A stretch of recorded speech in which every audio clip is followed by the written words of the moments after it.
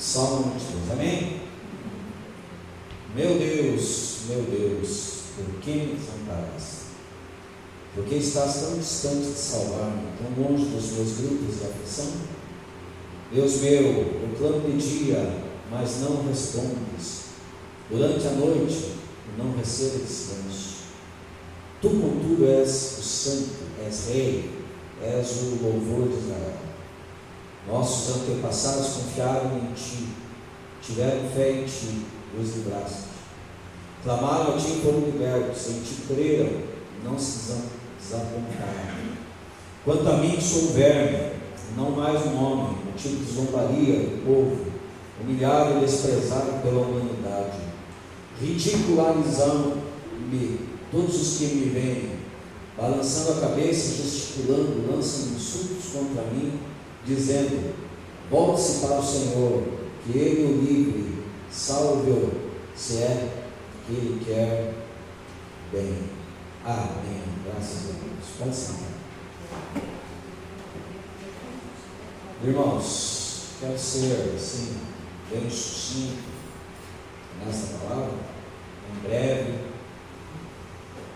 E esse salmo de Davi aqui faz muita alusão ao preço que foi pago, a obra de Jesus na cruz do Calvário. E eu vejo que, sem dúvida nenhuma, este foi o maior evento da humanidade. Aquele dia, aquele determinado dia, onde Jesus levou sobre si as nossas dores, os nossos pecados, as nossas transgressões, as nossas iniquidades. Ele levou sobre si. E quando Jesus estava ali sendo crucificado, teve um tempo, um momento em que ele exatamente declarou assim: Deus meu, por que me desamparaste?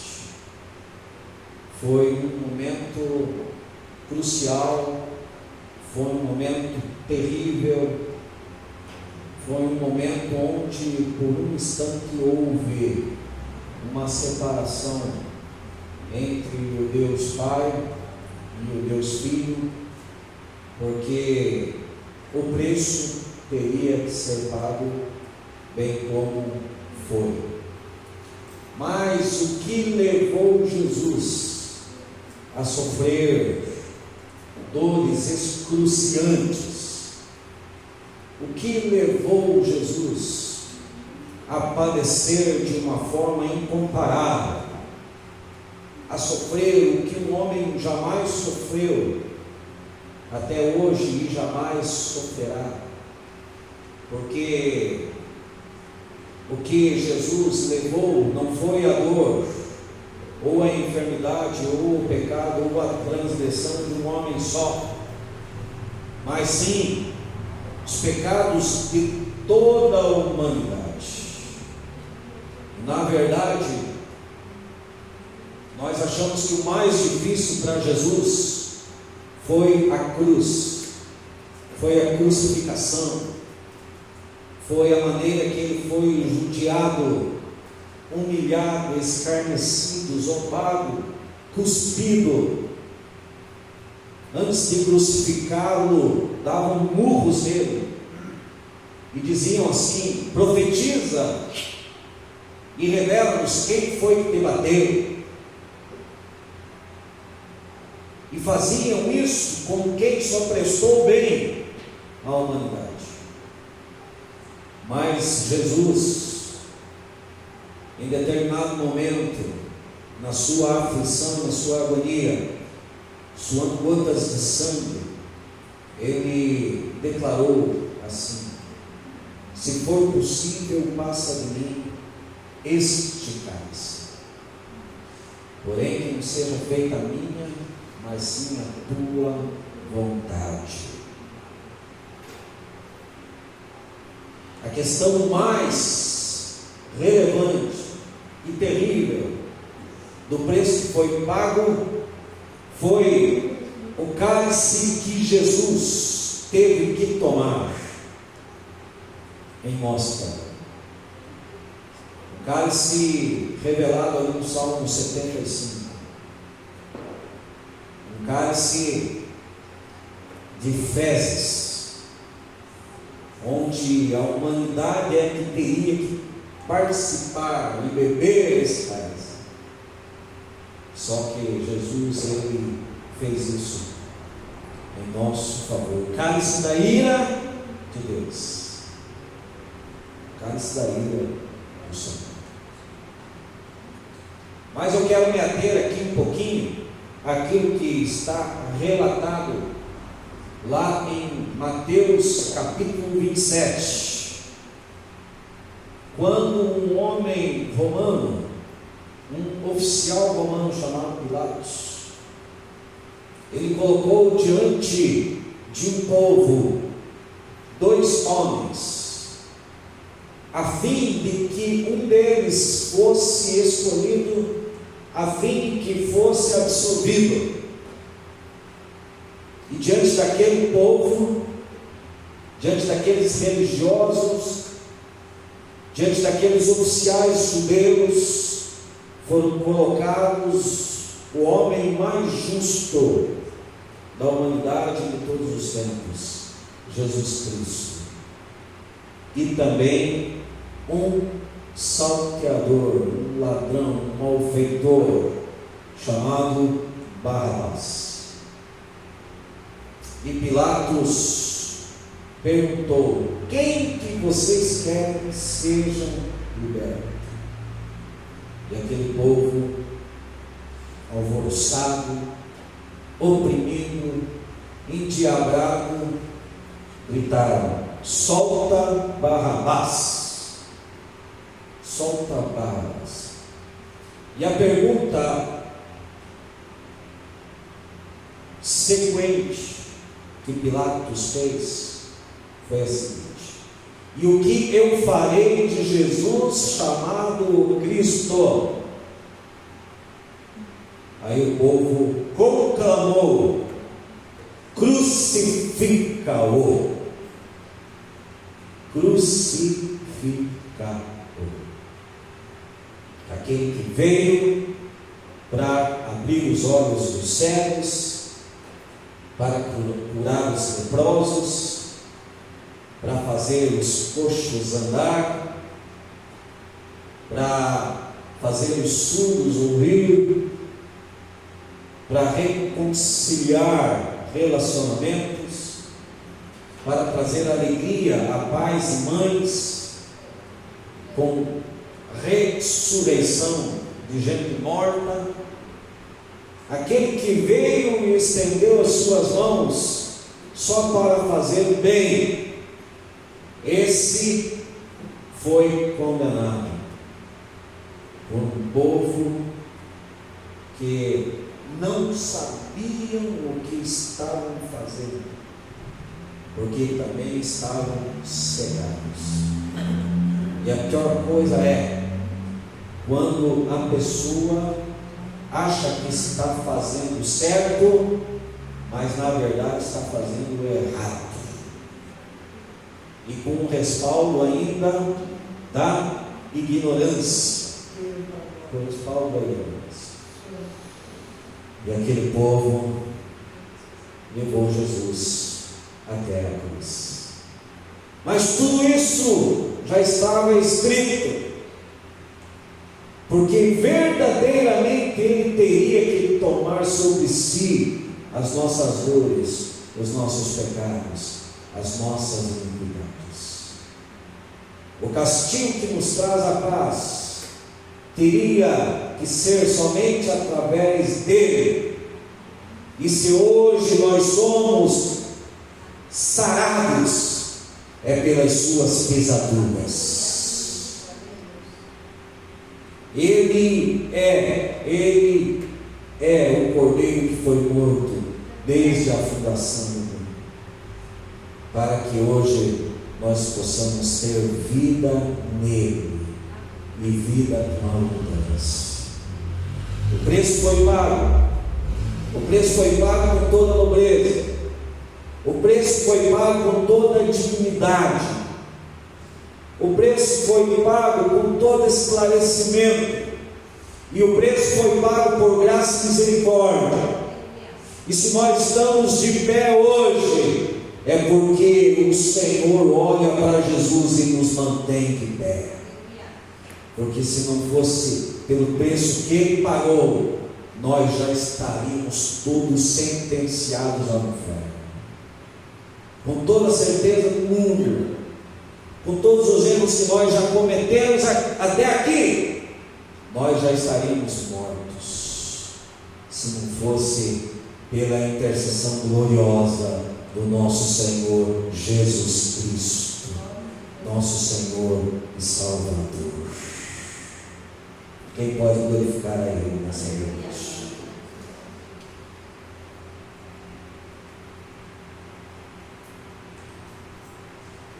Eu quero que você abra a sua Bíblia. Eu quero ler só alguns versículos de Mateus 27, que eu anotei hoje na minha meditação, para a gente ponderar uma coisinha e eu já vou finalizar essa palavra. Como eu disse, uma palavra bem rápida.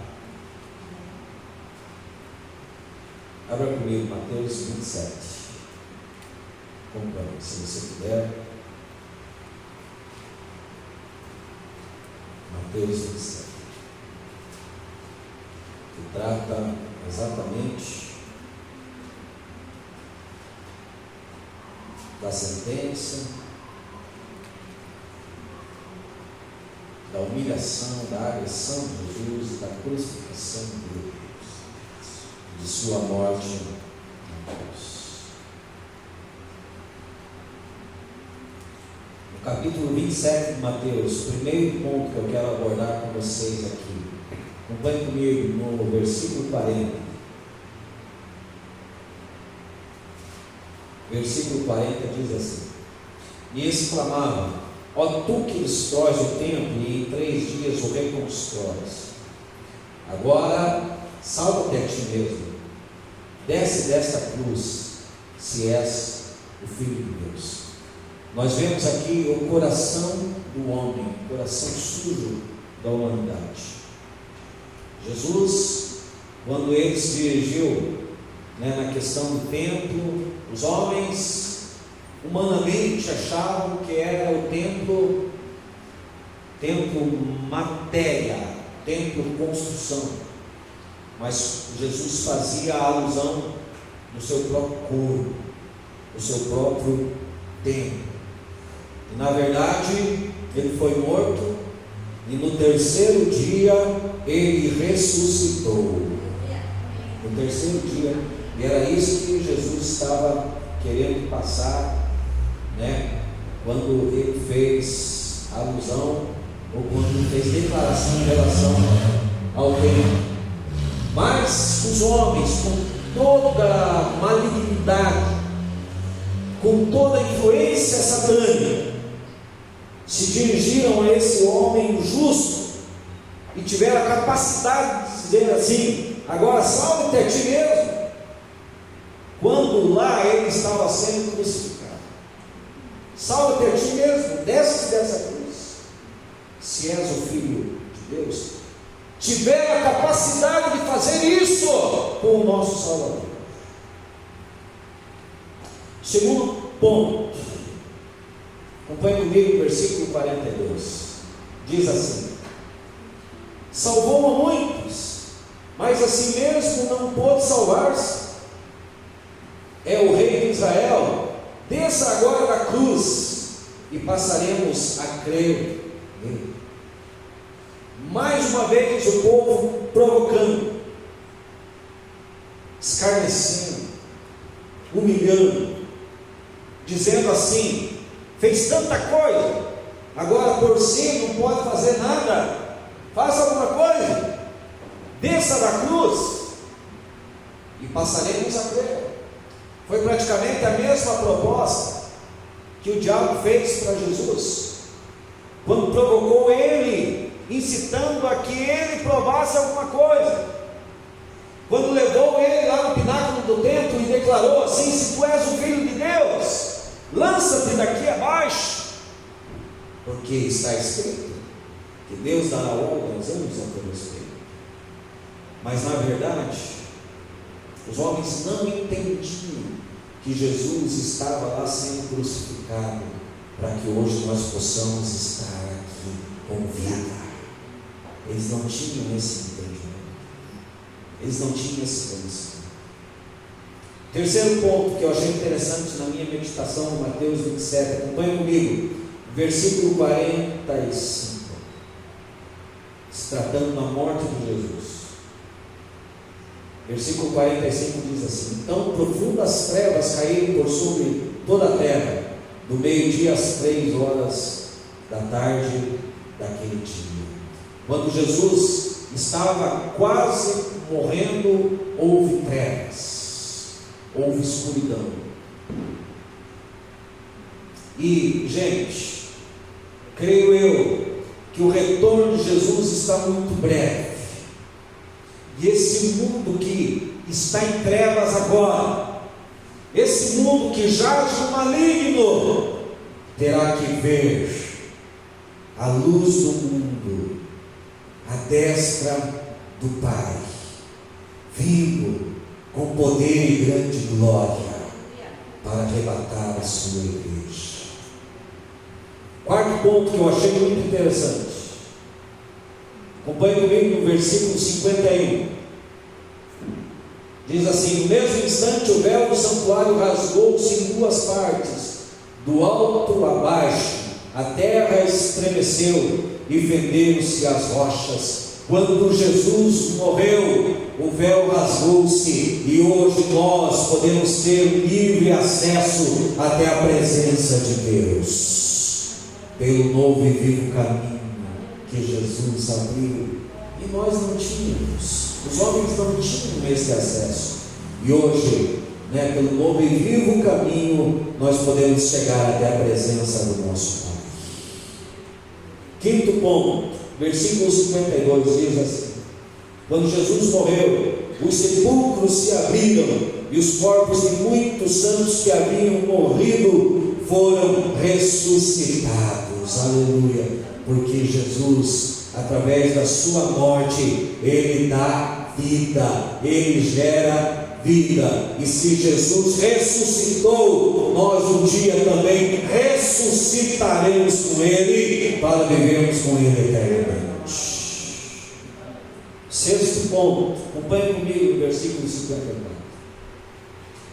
E aconteceu que o centurião e os que com ele vigiavam a Jesus, vendo o terremoto e tudo que se passava, foram tomados de grande pavor e gritaram: é verdade, este era o Filho de Deus. Através de todos aqueles acontecimentos, através de tudo, o que sucedeu naquele dia, aqueles muitos incrédulos tiveram que constatar que Jesus realmente e verdadeiramente é o Filho de Deus. E nós cremos em Jesus pela revelação da sua palavra que chegou até nós. E se nós cremos, bem-aventurados nós somos, porque não vimos o que aconteceu naquele dia.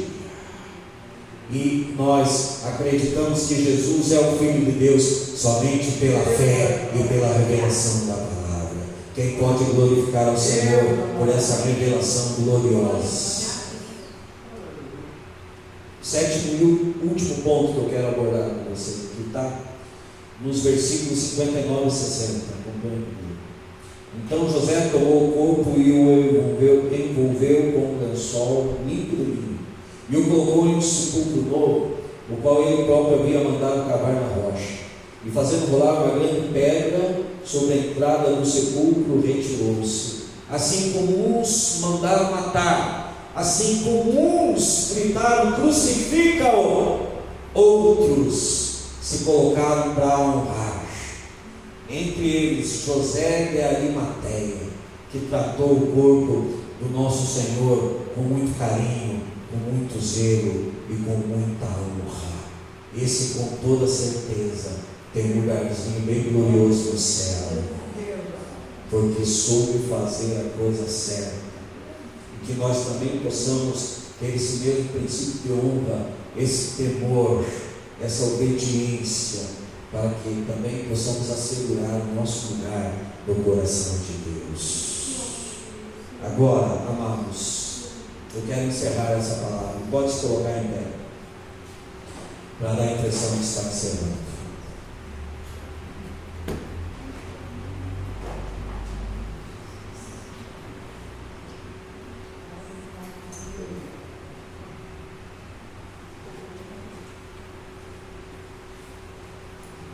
Amados, como Pilatos fez aquela exclamação ou aquela interrogação: o que farei eu de Jesus chamado o Cristo? Eu quero que nós também pensemos e façamos essa pergunta: o que eu tenho feito de Jesus chamado o Cristo? Como que eu tenho tratado a minha fé, a minha crença, a minha devoção diante daquele que pagou um preço tão terrível para me salvar e fazer com que eu retorne ao coração do Pai? O que farei eu, o homem chamado Jesus Cristo, a partir de agora? Como que eu estou tratando a pessoa de Jesus no meu coração, nas minhas palavras, nas minhas atitudes, diante do Deus Pai, diante dos homens? Hoje eu tive a oportunidade de testemunhar em determinados momentos da pessoa de Jesus, e eu vejo que isso é o mais importante que eu faço hoje em dia, porque não tem nada que sobressaia a isso. Mas muitas vezes, amados, através das minhas atitudes, novamente eu estou crucificando Jesus, ou estou fazendo pouco caso do preço que foi pago, ou estou até mesmo sendo negligente, ou estou até mesmo acomodado àquilo que eu devo fazer. E o autor aos Hebreus, ele escreveu algo que eu acho muito importante. E volta e meia nós devemos dar uma olhada para esse texto.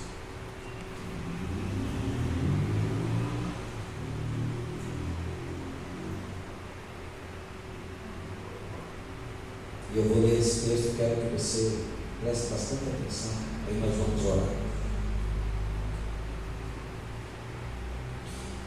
Hebreus 10, a partir do versículo 19, diz assim: sendo assim, irmãos, temos plena confiança para entrar no Santo dos Santos, mediante o sangue de Jesus.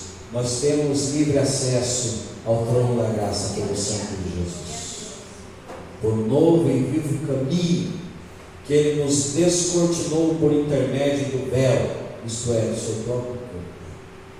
E tendo um magnífico sacerdote sobre a casa de Deus, Jesus Cristo, portanto, acheguemo-nos a Deus com um coração sincero e com absoluta certeza de fé, tendo os corações aspergidos para nos purificar de uma consciência culpada e os nossos corpos lavados com água pura.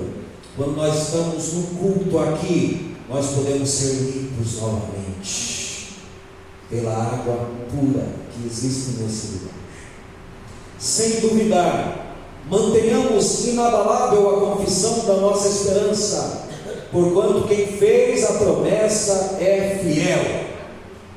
e consideremos uns aos outros para nos encorajarmos às manifestações de amor fraternal e às boas obras. Não abandonemos a tradição de nos reunirmos como igreja, segundo o procedimento de alguns, mas pelo contrário, motivemos uns aos outros, tanto mais quanto vedes que o dia está se aproximando, o dia está próximo, o dia em que nós nos encontraremos com Jesus. Agora, o texto ainda mais relevante do que esse aqui, a partir do versículo 26, diz assim: porque se vivermos deliberadamente em pecado, depois de termos recebido o pleno conhecimento da verdade, já não resta sacrifício pelos pecados, porque Jesus só sacrificou uma vez. Agora, se nós vivemos deliberadamente, voluntariamente em pecado, já não resta mais sacrifício. Mas o que resta? Versículo 27. Mas uma horrível expectativa de juízo e fogo ardente, prestes a consumir todos os inimigos de Deus. Ora, se aqueles que rejeitam a lei de Moisés morrem sem misericórdia, mediante a palavra de acusação de 2 ou 3 testemunhas, julgai vós. Aí, o autor aos Hebreus, ele faz uma comparação entre aqueles que pecavam no Antigo Testamento e recebiam a condenação através da lei de Moisés. Mas agora no Novo Testamento, o autor aos Hebreus, ele vai usar a pessoa de Jesus e diz assim: julgai vós, quanto maior castigo merecerá quem feriu os pés do Filho de Deus, profanou o sangue da aliança pelo qual ele foi santificado e insultou o Espírito da graça. Porquanto nós conhecemos aquele que declarou: a mim pertence a vingança, e em outro trecho: o Senhor exercerá juízo sobre o seu povo. Assim, terrível coisa recaiu nas mãos de Deus vivo. Não continuemos pisando o Filho de Deus, porque numa hora chega o tratamento. O que faremos nós de Jesus chamado Cristo? Como que vai ser o nosso procedimento a partir de hoje? Pensemos seriamente sobre isso. Pensemos e levemos a nossa vida, não vou dizer uma vida religiosa, mas uma vida devocional muito a sério, porque o preço foi pago, só foi pago uma vez, só foi sacrificado uma vez o Filho do Deus vivo.